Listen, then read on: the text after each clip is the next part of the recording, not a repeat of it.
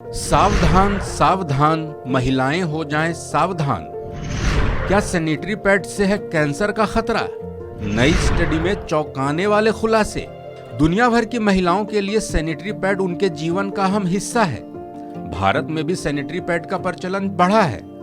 एक रिपोर्ट के मुताबिक भारत की 15 से 24 साल की 64% महिलाएं सैनिटरी पैड का इस्तेमाल करती हैं।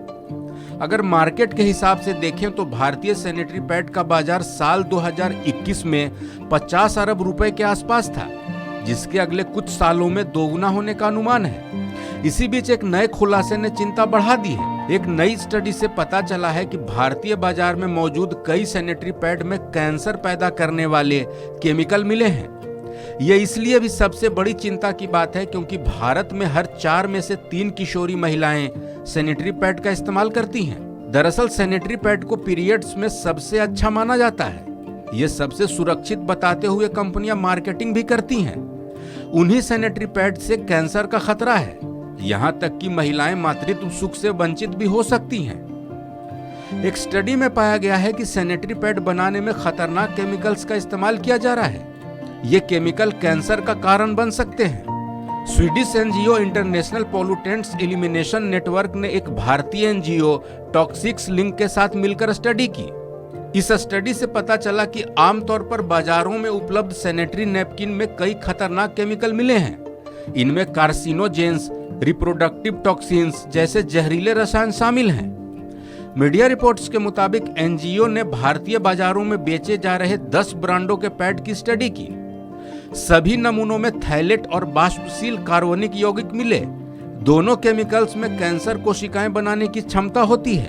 कुछ पैड में केमिकल्स की मौजूदगी मानकों से भी 3 गुना ज्यादा मिले। सैनिटरी पैड में मिलने वाले केमिकल्स इसलिए वे सबसे ज्यादा चिंता के कारण हैं कि ये रसायन शरीर के भीतर आसानी से जा सकते हैं। इसके शरीर में जाने की संभावना सबसे ज्यादा है।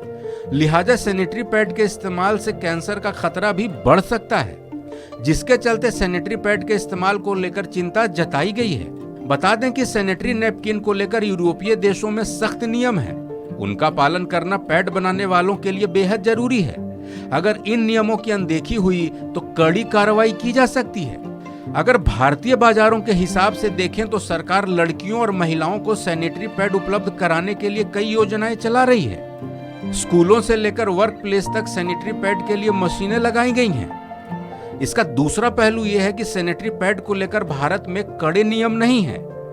हालांकि सैनिटरी पैड को BIS के अधीन रखा गया है, लेकिन सैनिटरी पैड में केमिकल्स को लेकर कोई भी खास गाइडलाइंस नहीं बनाई गई है। सैनिटरी पैड में किस तरह के और कितने केमिकल्स इस्तेमाल करने हैं, इसको लेकर भी कोई कड़े नियम नहीं है।